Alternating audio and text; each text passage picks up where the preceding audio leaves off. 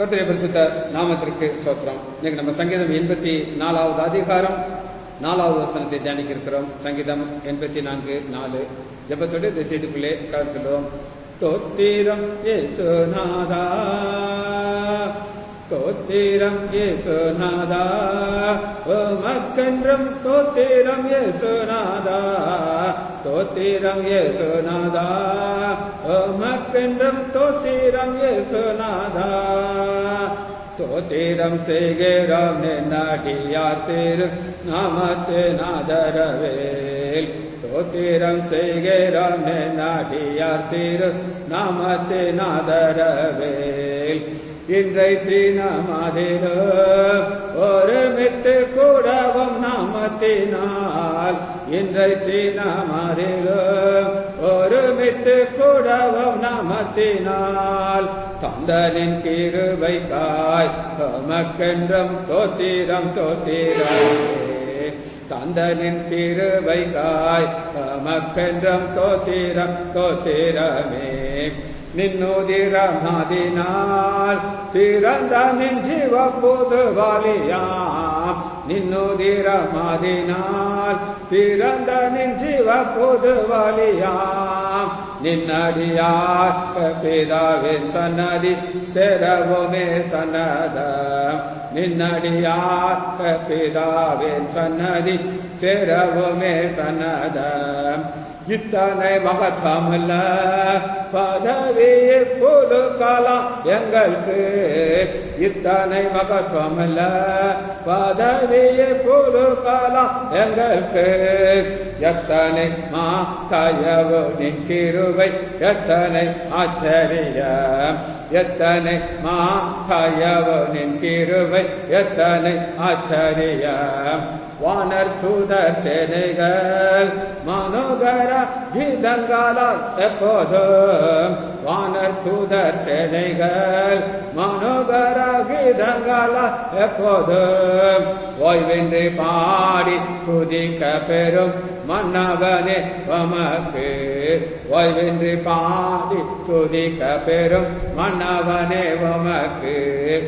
நீரல்லால் எங்களுக்கு பரலோகில் யாருண்டு ஜீவநாதா, நீரல்லால் எங்களுக்கு பரலோகில் யாருண்டு ஜீவநாதா. நீரே அன்றி இகத்தில் வேறொரு கற்றமில்லை பரனே, நீரே அன்றி இகத்தில் வேறொரு தற்றமில்லை பரனே.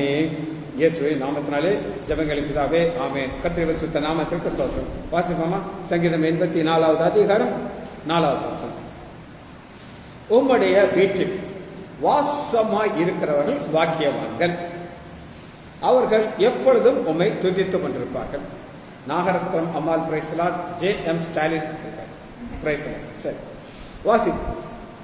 உம்முடைய வீட்டில், அந்த வீடு என்ன அப்படின்னு கேட்டீங்கன்னா கர்த்தருடைய ஆலயம். 2வது வசனத்தில் இந்த வசனத்தை யார் சொல்றாங்க சொல்லுங்க, யார் சொல்றாங்க? பிராக்கெட்டை பார்த்தா தெரியும். கோராகின் புத்திரர் இதை சொல்றாங்க.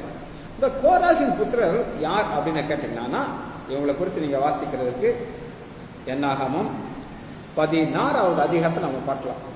என்னாகமம் 16வது அதிகாரத்துல மோசேக்கு விரோதமாக ஒரு கூட்டம் எழும்புது. மோசேக்கு விரோதமாக பக்கம் 191 பார்ப்போம். 191 மோசேக்கு விரோதமாக வாசிப்போமா? 16வது அதிகாரம் 1வது வசனம். லேவிக்கு பிறந்த கோகாத்தின் குமாரனாகிய கோராகு. இந்த கோராகு என்ன செய்யறான் அப்படின்னு கேட்டீங்கன்னா, ஒரு சிலரை வெட்டி பசங்களை சேர்த்துக்கிட்டு மோசேக்கு விரோதமாக ஒரு குரூப்பை சேர்க்கிறான். ஆண்டவர் ஒன்று சொல்லுகிறார். என்ன சொல்லுகிறார் அப்படின்னு கேட்டீங்கன்னா, 16வது அதிகாரத்தில் 21வது வசனம். இந்த சபையை விட்டு பிரிந்து போங்கள், ஒரு நிமிஷத்திலே அவர்களை அதம் பண்ணும். அவர்கள் அப்படின்னா யாருன்னா, இது ஒரு காம்பினேஷன், 3 பேர். 24 கோராகு, தாத்தான், அபிராம். இந்த 3 பேரும் சேர்ந்து ஆண்டவருடைய ஊழியக்காரனாகிய மோசேக்கு விரோதமாக என்ன செய்றாங்க? கலகம். அதனால ஆண்டவர் சொல்றாரு, நீ இவர்களை விட்டு விலகி போ அப்படிங்கிறார். இவங்க விலகி போனாங்களா இல்லையா அப்படின்னு நீங்க ஒரு ஆன்சர் எங்க இருக்கு அப்படின்னு கேட்டீங்கன்னா, இவங்க உயிரோடு இருக்காங்களா இல்லையா? உயிரோடு இருக்காங்களா இல்லையா? உயிரோடு இருக்காங்கன்னா அவங்க விலகி போய் விட்டார்கள். வாசிப்போமா, என்னாகமம் 26வது அதிகாரம் 11. என்னாகமம் 26:11 வாசிப்பா. வாசிப்பாப்பா. ஏன் கோராகு குமாரர்கள் சாகவில்லை? சொல்ல, அப்பா பின்னாடி போகல. யார் பின்னாடி போகல? அப்பா பின்னாடி போய் தான் செஞ்சு இருப்பாங்க.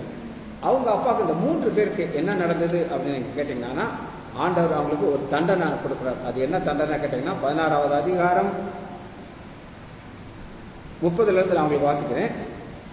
ஒரு புதிய, அதாவது 29, சகல மனுஷரும் சாகலோட ஒரு செத்து.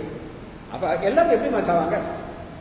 வயசாகி சாவாங்க, ஆக்சிடென்ட்ல, பல வயசுல சாகலாம். ஆனா இவங்க எப்படி மறிக்கிறாங்க அப்படின்னு கேட்டீங்கன்னா, 30வது கர்த்தர் ஒரு புதிய காரியத்தை, பூமி தன் வாயை திறந்து,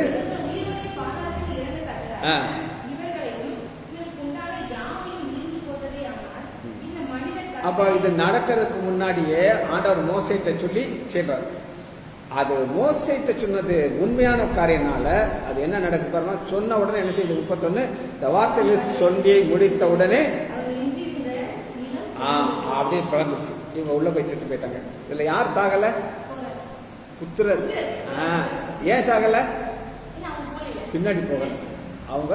அவங்களுக்கு இப்ப இதைத்தான் நீங்க நேரா புரிந்துக்கணும். சரி, இப்ப நம்ம வசனத்துக்குள்ள வரைக்கணும். வாசிப்போமா, 84வது அதிகாரம் 4வது வசனம். உம்முடைய ஏன் உங்களுடைய வீட்டிலே வாசமா இருக்கிறவங்க சொல்றான்னு கேட்டேன்னா, இவங்க வீட்டுக்கு வந்தது காரணம் என்ன? சாகல. என்ன செய்யல? சாகல. அதனால இப்ப நம்ம கொஞ்சம் ஆழமான ஸ்டடியை நம்ம பார்க்க போறோம். சரியா? இப்ப வீடு பாக்கியவான், இது இன்னைக்கு யாருக்கு? இது நமக்கு. யாருக்கு? நமக்கு. இன்னைக்கு காலையில ஸ்டாலினுடைய வீட்டுக்கு போனோம், பேரனை பார்த்தோம், ஜெபம் பண்ணணும். புரியுதா?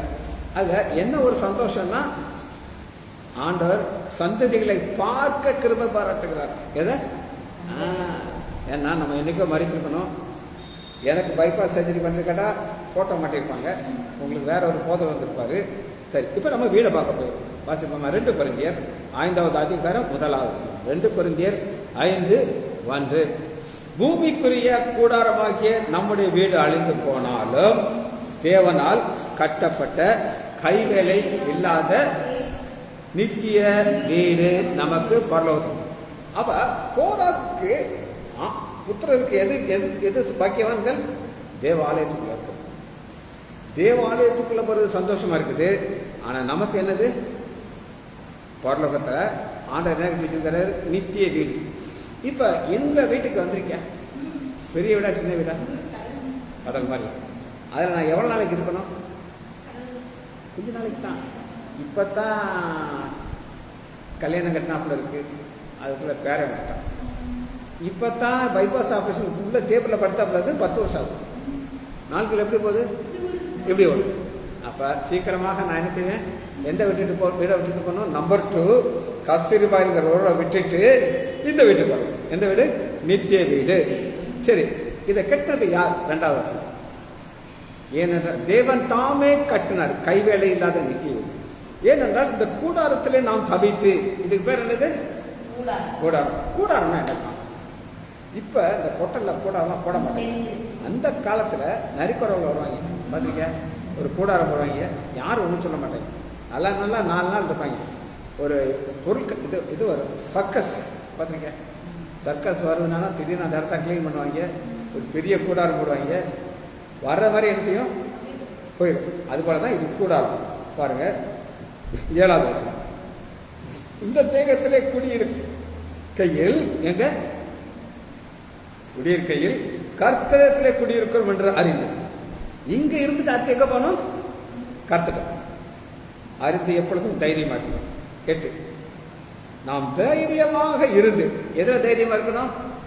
எங்க கண்ணை மூடனா அந்த தைரியம்.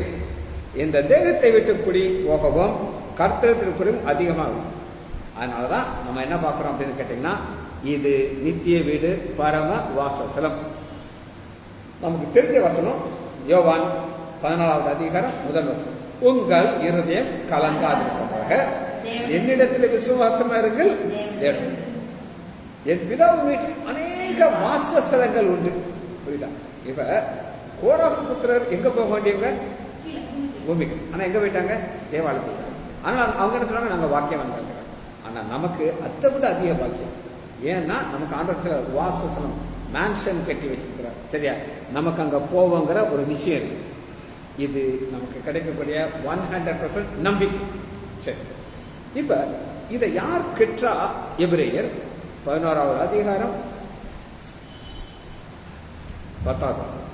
எபிரேயர் 11:10.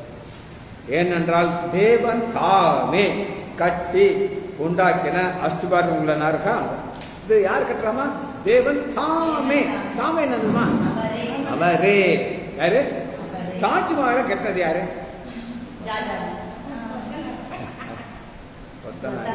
இங்க ஆண்டவர் கட்டுறது. புரியுதா? யாரு கட்டினா?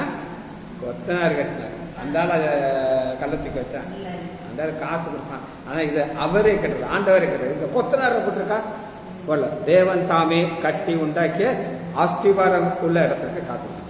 அடுத்து பாருங்க, அடுத்து இன்னொரு ஆழமான காரியத்தை நீங்க பாத்தீங்கன்னா என்ன பார்க்கிறோம் அப்படின்னு கேட்டீங்கன்னா,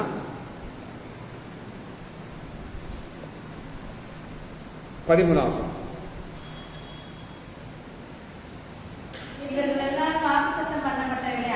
அடையாமல் தூரத்திலே அதை கண்டு என்னன்றதை நான் விளக்கிறேன். தூரத்தில் பார்க்குறேன் என்னதுமா நான் சொல்றேன். என்னுடைய பாட்டி, எங்க அப்பாவுடைய அம்மா, அவங்க நாங்கள் சின்ன பசங்களா இருக்கும்போதே அவங்க இறந்துட்டாங்க. அவங்க இந்த பில்டிங் பார்த்தாங்களா? எங்களை பார்த்தாங்களா? அவங்க பேரன் போதகரான பார்த்துப்பாங்களா? ஆனா தூரத்துல பார்த்துருப்பாங்க. எனக்காக ஜெபம் பண்ணிருப்பாங்க. இது எல்லாமே தூரத்திலிருந்து கண்டு. அடுத்து பாருங்க 14வது வசனம். மேன்மையான பரம தேசத்தை விரும்பினாச்சு. அப்ப நமக்கும் கோராகு புத்திரருக்கும் என்ன வித்தியாசம் அப்படி இருக்குன்னா, கோராகு புத்திரர் எங்க இருக்கிறாங்க? வாசஸ்தலத்துல, தேவனுடைய வாசஸ்தலம். அந்த நமக்கு பரலோகத்துக்கு. இதுல இன்னொரு ஸ்டெப் நீங்க பாத்தீங்கன்னா, எபிரேயர் 12வது அதிகாரம் 22வது. நீங்களோ பழைய ஏற்பாட்டு வருஷம் கிடையாது, நம்ம சொல்றாரு. நீங்களோ சீயோன் மலையினிடத்திற்கும் பாராமாய் எருசலேம்னால நம்ம போகணும்னு ஒரு பெரிய ஒரு வாஞ்சை இருக்கு. என்ன இருக்கணும்? எஸ், ஸ்டாலின் போடுற வேலையை முடிச்சுட்டு காசு வாங்கிட்டு போறது கொத்தனார். அவர் தான் கெட்டுறாரு. சரி, அது இருக்கட்டும். நல்லா கேட்டு. பாராம எருசலமே பரலோகம் விட்டு ரங்கோதே, அழகான மனவாட்டியாய் அழகாக சொல்லித்திடுதே. இந்த வெளிச்சம் யாருக்கும் கிடைச்சது அப்படின்னு கேட்டீங்கன்னா, தாவீதுக்கு இந்த வெளிச்சத்தை கிடைச்சது. தாவீதுக்கு இந்த வெளிச்சத்தை எப்படி நம்ம பார்க்கலாம் அப்படின்னு கேட்டீங்கன்னா, வேகமாக வாசிக்க போறோம். சங்கீதம் 30வது அதிகாரத்துல ஃபுல்லா இப்ப நம்ம சொல்ற இதே கான்செப்ட் யார் பார்க்கிறா? தாவீது. முதலாவது, கர்த்தாவே, என் சத்துருக்கள் என்னை மேற்கொண்டு மகிழ விடாமல் நீர் என்னை கை தூக்கி, நான் கை தூக்கி எங்க போண்டீங்க? நிலத்துக்குள்ள. சாத்தா என்ன நினைச்சான்? போராக நான் உள்ளதுக்கு போடுறேன், அவன் சந்ததியும் சேர்ந்து எங்க போயிடணும்? பூமிக்குள்ள போன. ஆனா ஆண்டவர் கைப்பிடிச்சு தூக்கிட்டார். அடுத்த 2வது,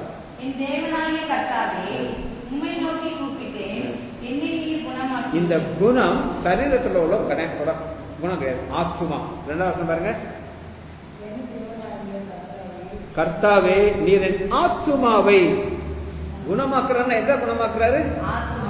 இப்ப நான் ரட்சிக்கப்படுறதுக்கு முன்னாடி நான் மரித்தா நரகத்துக்கு போயிருக்கேன். ஆனா இப்ப அப்படி கிடையாது. நான் பரலோகம் போவேன், தனியா போக மாட்டேன், ஒரு கூட்டத்தோடு போவேன். அதனாலதான் சொல்றாரு. வாசிமா, பாதாளத்தில் தேடி இருப்பனி. இது என்ன குழி? பூமி 2ஆ பிளந்து யார் உள்ள போயிருக்கணும்? ஆமா. ஏமா இது யாருக்கு இந்த பயம் இருக்கும் தெரியுமா? யாருக்கு? இப்ப நீங்கெல்லாம் நல்லா நடந்து போறீங்க, உங்களுக்கு குழியில இறங்குற பயம் இருக்குமா?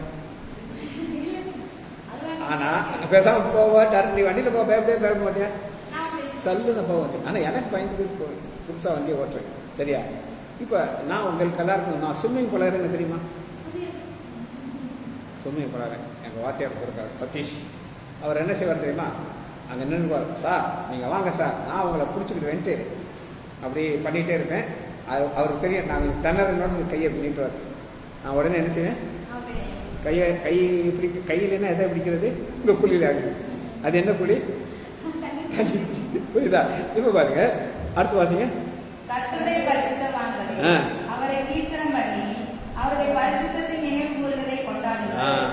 அவருடைய கீர்த்தனம் பண்றது அப்படின்னா சந்தோஷமா இருக்கு. வாழ்க்கையில நமக்கு சந்தோஷம் எதுல கிடைக்கும்? ஆண்டவரை துதிக்கிறது. ரைட், அடுத்த வாசிங்க. அவருடைய கோபம் யார் மேல இருந்துச்சு? கோராகு மேல இருந்துச்சு. கோராகு, அபிராம், தாத்தான், இந்த 3 பேர். ஆண்டவர் சொல்றாரு, இவங்களை விட்டுட்டு விலகிருங்க, விலகிட்டீங்கன்னா என் கோபம் இருக்காது. ஆனா இவங்க மனம் திரும்பல. அதனால இவங்கள அனுப்பிச்சிட்டாங்க தயவு, நீடிய வாழ்வு. அந்த நீடிய வாழ்வு நித்திய வாழ்வு. ஏன்னா 12வது வசனம் பாருங்க, என் தேவனாய கர்த்தாவே உமை என்றென்றைக்கும் துதிப்பேன். என்னது? அந்நாளின் ஜெபம். Very good Stalin. அடுத்த வாசமா, நான் ஒரு காலம் அசைக்கப்படுதல் என்று என் வாழ்விலே சொன்னேன். யார் சொன்னாங்க சொல்லி பாப்பா? கோராகு. அதனாலதான் எப்பவுமே ஒருத்தருக்கு விரோதமாக நம்ம போது ரொம்ப காட்டில் என்கிட்ட யாராவது இருந்துச்சுன்னா பயத்தா இருப்பேன். சரி நீ சொல்ற ரைட்டியா, அது யாரா இருந்தாலும் கண்டுக்கிடுமா? சண்டைக்கு வாங்க, சண்டைக்கு போய் என்னமா கிடைக்க போகுது? நம்மள ஆண்டவர் ஆசீர்வதிச்சிருக்காரு, என்னை ஆசீர்வதிச்சிருக்காரா? நம்ம இப்படியே இந்த ஓட்டத்தில் ஓடணும். அடுத்த வாசிங்க 7. பர்வதத்தை எத்தனை பேர் நான் சொல்ற செய்தியை கேட்டிருக்கீங்க? திங்கள் வியாழன் கேட்டிருக்கீங்க. நீதாம்மா ஏமா அன்னைக்கு வியாழக்கிழமை மெசேஜ் கொடுத்துட்டு லீலா கரெக்டா 7 மணிக்கு போன் அடிக்க ட்ரிங் ட்ரிங் ட்ரிங் ட்ரிங். அதுக்கு தெரியும் இன்னைக்கு நான் மெசேஜ் கொடுப்பேன். அதுக்கு அங்க போனாலும் எல்லா கிழமையும் ஒரே மாதிரி இருக்கு. அப்படிதானே? எனக்கு வித்தியாசம் இருக்கு. அதனால ஆனா பருவதங்கிற செய்தியை நான் கொடுக்குறேன். இப்போ கேளுங்க, எழுது. உனக்கு டைம் இல்லை, 2 நாள் சக்கையா பிடிச்சிட்டாரே. இப்போ உட்காந்து எழுது. அவன் எழுத மாட்டா, அவளை விட்டு. புரியுதானே சொல்லுது? அடுத்த வாசகம், நான் குழியிலே இறங்கையிலே. சரிங்களா? மறுபடியும் இங்க பாரு, அந்த குழியிலே இறங்கு இருக்கா? இது எந்த குழி? இது பாவக்குழி, இவர் வாழ்றது. ஆனா கோராகு புத்திரன் எங்க இறங்கியிருப்பாங்க? நல்லா 2ஆ பிளந்து உள்ள போயிருக்கணும். ஆனா அவங்க என்ன செஞ்சுட்டாங்க? தப்பிச்சுக்கிட்டாங்க. அதனாலதான் ஆண்டவர் தொடர்ந்து வாசிமா, என் ரத்தத்தினால் என்ன லாபம் உண்டு? அது ரத்தங்கிறது என்ன தெரியுமா? பாவம். பாவம் சேர்த்து உள்ள போறாங்க. லாபம் வந்து புழுதி உமை துதித்து சத்திட்டாங்க. கர்த்தாவே நீர் எனக்கு செவி கொடுத்து என் மேல் இரக்கமாயிரும். கர்த்தாவே நீர் எனக்கு சகாயராயிரும். இரக்கம் சகாயம். ஏன்னா இரக்கம்ன்றது இந்த இரக்கத்தின்றதுதான் சகாயம். சகாயம் என்னன்னா ஹெல்ப். உனக்கு ஒரு நீட் இருக்கு, என் தேவைகளை யார் சந்திப்பார்னு ஒரு கேள்வி வரும். யார் சந்திக்கணும்? எஸ். அடுத்த வாசிங்க. கெஞ்சினேன், மாற பண்ணினீர்,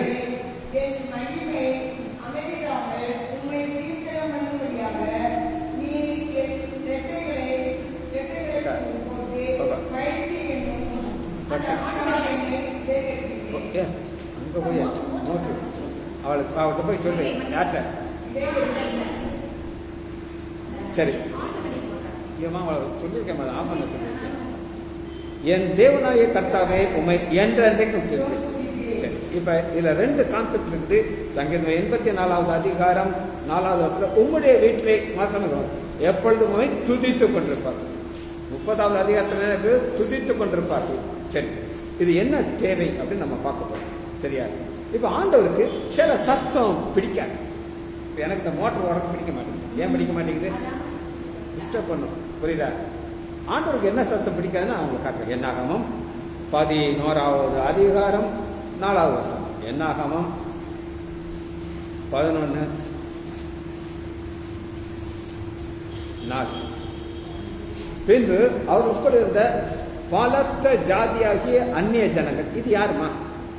ஏமா இஸ்ரேல் மக்களை ஆண்டவர் என்ன சொல்றாரு? நீங்க கிளம்புங்க. தடியை எடுத்துக்கிறாங்க, ஸ்பீடா நடந்து போறாங்க. ஆனால் பின்னாடியே ஒரு கூட்டம் கூடயே வருது.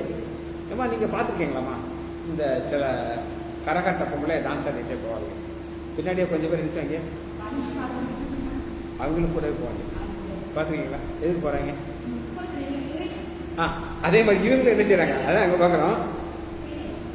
அவர்கள் இருந்த பல ஜாதி அணிகள் மிகுந்த இச்சு வந்து இஸ்ரவேல் புத்திரருக்கு திரும்பவும் அழுது ஆளுகை சத்தம். இது ஆண்டவர் பிடிக்குமா? பிடிக்காது.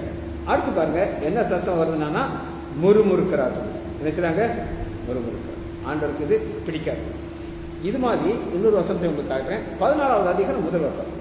என்ன ஆகாமா 14. அப்பொழுது சபையார் எல்லாரும் மூப்பர்களுக்கு புலம்பினார்கள். ஜனங்கள் அன்று ராமுடன் அழுது கொண்டிருந்தார்கள். ஆல் நைட் பிரேயர் கேள்விப்பட்டிருக்கீங்களா? ஆனா இது ஆல் நைட் என்னது? அழுக. ஏமா யாராவது அழுதா நமக்கு எப்படி இருக்கும்? இரிட்டேட்டிங்கா இருக்கும். ஆண்டவர் எவ்வளோயா ஆச்சரித்திருக்காரு, என்னை ஆண்டவர் எவ்வளோ ஆச்சரித்திருக்காரு, அளவு இல்லாமல் ஆச்சரிச்சு. எனக்கெல்லாம் அப்படி ஒரு சந்தோஷம். எப்பவுமே நான் சந்தோஷம். நான் மட்டும் ஆண்டவர் பிரதமாக யோசிக்க கூடாது. அந்த அளவுக்கு நம்ம எப்படி இருக்கோம்? சந்தோஷமா இருக்கும். ஆனால் இவங்க நினைச்சுட்டாங்க அழுது கொண்டே இருக்கிறாங்க. அழுது கொண்டு இருக்கிறது ஆண்டவருக்கு பிடிக்காது. சரியா? ஆனால் இதுக்கு பார்த்தீங்கன்னா 14வது அதிகாரம் 9வது வசனத்தை வாசிங்க.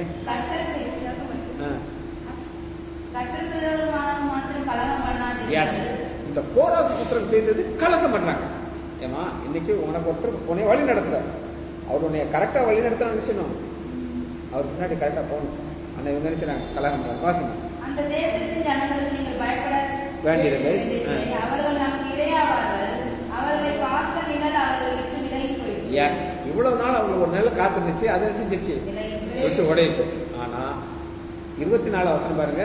என்னுடைய தாசனாகிய காலே அந்த வேலை ஆதி என்ன செய்த அழாது, முறுமுறுக்காது, ஆண்டவரை நம்பி போகும். புரியுதா? இதைத்தான் ஆண்டவர் எதிர்பார்க்கிறார். சரி, ஆண்டோடைய எதிர்பார்ப்பு என்னங்கிறது ஒரு வசனத்தை பார்ப்போம். எடுத்துக்கலாமா? ஏசாயா 43வது அதிகாரம் 21. 43, 21. இந்த ஜனத்தை இவர்கள் ஒரு கூட்டத்தாட்ட ஆண்டவர் எதிர்பார்க்கிறார். இது எல்லாரும் செய்வாங்களா?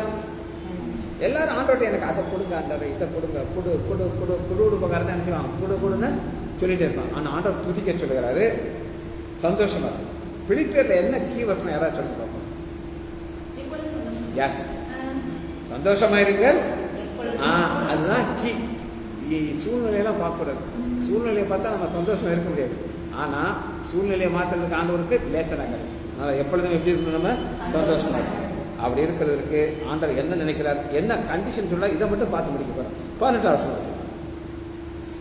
முந்தினவைகளை நினைக்க வேண்டாம்.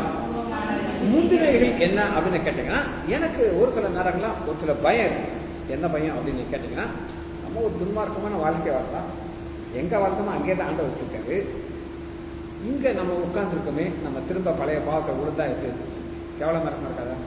ஆனா ஆண்டவர் அதை நினைக்காத. என்ன செய்யாத? அதை நினைக்காத. அடுத்த வருஷம் சிந்திக்கிறதுனா அந்த மைண்ட்ல ஓடிட்டு இருக்கும். உனக்கு ஒரு பிரச்சனை வந்துருச்சு, எதான் வண்டியில் ஓடும்? அது ஓடும். அடுத்து இதோ இதோ என்ன அர்த்தமா? ரைட் நவ், இந்த நேரத்துல. இப்பொழுது எனக்கு எப்பொழுது தோன்றும்? நீ பழச நினைக்க கூடாது. பழச சிந்திக்காம இருந்தேன்னா தோன்றும். அடுத்து வனாந்தரத்திலே வழியையும். சரி, இது என்னன்றதை நான் உங்களுக்கு சொல்ல போறேன். இது ஒவ்வொருத்தரும் ஒவ்வொரு எக்ஸ்பிளனேஷன் இருப்பாங்க. நான் என்னை பத்தி எனக்கு உங்களுக்கு தெரியுமா? உங்களை பத்தி எனக்கு தெரியுமா? என்னை பத்தி இதை நான் எப்படி எடுத்துக்கிட்டேன் நான் சொல்றேன். பைபாஸ் சர்ஜரி பண்ணுறதுக்கு முன்னாடி என்னுடைய இருதயம் எப்படி இருந்துச்சுன்னு கேட்டீங்கன்னா, ஒரு ரத்த குழாயில் எவ்வளோ பிளட் போகணுமோ அதில் வந்து 90% அடம்பு வந்துருச்சு. எவ்வளவு? அப்போ அதில் எவ்வளோ போகும்? 10 தான். ரத்த குழாய் 3 ரத்த குழாய் இருந்தது, பெரிய மேஜர் ரத்தம். 3லையுமே 90%. அப்போ எவ்வளோ ரத்தம் அதுக்குள்ளே போகும்? ஹார்ட்டுக்கு 10 தான். 10 தான் போகும். உங்களுக்கு 100 போச்சுன்னா எனக்கு போகும் 10 தான். அப்போ அந்த இருதயம் ட்ரையாக இருக்கும். எப்படி இருக்கும்? காஞ்சி போயிருக்கும். ஏன்னா ரத்தம் இல்லைன்னா எப்படி இருக்கும்? ஆனால் ஆண்டவர் திரும்பியை கொடுத்தனா அதை ஓடிட்டே இருக்கு. நான் ஸ்டெஃபன்கிட்ட கேட்டேன், ஸ்டெஃபன் பெரியப்பா உங்க முன்னாடி ஹார்ட் அட்டாக் வருது, அப்போ 90% blood flow கிடையாது, இருக்கிற 10 தான் வண்டி ஓடுது, கீழே விழுந்தா உன்னால் என்னை காப்பாற்ற முடியுமான்னு கேட்டா, நோ பெரியப்பா, we have to declare death அவை. என்னது, நீ செத்து போயிட்டேன்னு நான் டிக்ளேர் பண்ணிடணும் அப்படிங்கிறான். சான்ஸே கிடையாது. ஆனால் அந்த புதிய காரியத்தை உண்டு பண்ணிடுறேன். அது என்ன அப்படின்னு கேட்டிங்கன்னா, அவாந்திர வெளியிலே இரத்த ஆறுகளை உண்டாக்குது. என்னது அது யாருக்குன்னு கேட்டால் 20% நான் தெரிந்து கொண்ட என் ஜனம். யாரு? எல்லாத்துக்கும் பார்த்தா எவனுக்கு ஹார்ட் அட்டாக் வரக்கூடாது. புரியுதா உங்களுக்கு? அதனால நான் எவ்வளவு அதிகமாக தெரிவிக்கணும், இன்னும் அதிகமாக தெரியும். எவ்வளோ தெரியும், இன்னும் நிறைய துதிச்சா தான் ஆண்டவர் சந்தோஷப்படுவோம். சரியா? அவங்கள எப்படி துதிப்பாங்க அப்படின்னு கேட்டிங்கன்னா, கடைசியாக ஒரு வசனத்தை வாசி, எப்பொழுதும். என்னது? எப்பொழுதாவா எப்பொழுதுமா? எப்பொழுது. வெளிப்படுத்து 7வது அதிகாரம் 9வது வசனத்துல வாசிப்போம். வெளிப்படுத்துதல் சகல ஜாதி. முன்னாடி இந்த 7வது வசனம் 8வது வசனம் பார்த்தீங்கன்னா அது இஸ்ரேல் மக்கள் மட்டும். ஆனா 9வது வசனத்துக்கு வரும்போது சகல ஜாதி. ஏமா ட்ரம்ப் யாருன்னு தெரியுமா உங்களுக்கு? நீ உலகத்துல எங்கேயோ இருக்கா, உனக்கு கிச்சனை விட்டா வேற எதுவும் கிடையாது. புதுசா வந்திருக்கிற பிரசிடென்ட் அவர் கையில பைபிளை வச்சுட்டு தான் பேசுறாரு, பைபிளாம் பேச மாட்டேங்கிறாரு. அவர் என்ன சொல்றாரு அப்படின்னு கேட்டீங்கன்னா, அமெரிக்காவில் 2 ஜாதி தான், ஒன்று ஆண் ஜாதி, ஒன்று பெண் ஜாதி, பைபிள் படி. இப்போ புதுசா என்ன செய்யறாங்கன்னா, அங்க ஒரு ஓரினை சேர்க்கைன்னு ஒரு கூட்டத்தை வச்சிருக்காங்க. அவங்க தனியா வாழ்ந்துட்டு இருக்காங்க, அவங்களுக்கு ரைட்ஸ் வேணும் அப்படி இப்படிலாம் சட்டம் பண்ணிருக்காங்க. எல்லா பிரசிடண்ட்டும் அவங்க சப்போர்ட் பண்றாங்க. இவர் அதெல்லாம் கிடையாது, 2 ஜாதி தான், ஆண் பெண். இங்க பாருங்க, அந்த ஆண் பெண்ல எல்லா ஜாதிகளும் கோத்திரத்தாரும் ஜனங்களும் பாஷக்காரர்கள் வந்து ஒருவரும் எண்ணப்படாத திரளான கூட்டமாகிய ஜனங்கள் வெள்ளை அங்கியை தரித்து அவர்கள் மகா சப்தமிட்டு என்ன செய்றாங்கம்மா? அப்படின்னா எப்படி இருக்கும்? இவ்வளவு பேரும் சத்தம் போட்டா எப்படி இருக்கும்? அது பரலமே அதிரும். புரியுதா? அவங்க என்ன செய்றாங்க அப்படின்னு கேட்டீங்கன்னா, பார்த்தா அவர்கள் மகா சப்தமிட்டு ரட்சிப்பின் மகிமை எங்கள் தேவனுக்கும், தேவன் பிளஸ் ஆட்டுக்குட்டி. இவங்க எவ்வளவு நாள் துதிக்கிறாங்கன்னா எப்பொழுது துதிக்கிறாங்க. ஜெபிச்சு முடிப்போமா? மகா இரக்கமும் கருணையுள்ள பிதாவே, துதிக்கிறோம் ஐயா. கோராகு புத்திரர்கள் நாங்கள் பாக்கியவான்கள் என்கிறார்கள் ஐயா. எங்களை நிச்சயமான இடத்துல அழைத்துக் கொண்டு போய் இருக்கிறது ஐயா. நாங்கள் எப்பொழுதும் உண்மை துதிப்போம். கோராகின் புத்திரை விட நாங்கள் அதிகமாக ஆசீர்வதிக்கிறோம் ஐயா. நாங்கள் இன்னும் அதை உண்மை துதிக்க உதவி செய்யுங்க ஐயா. பிள்ளைகள் ஒவ்வொருவரையும் என் ஆண்டவராகிய இயேசு கிறிஸ்துவின் நாமத்தினாலே ஆசீர்வதிக்கிறேன். இயேசுவின் நாமத்தினாலே ஜெபங்களின் பிதாவே, ஆமீன் ஆமீன்.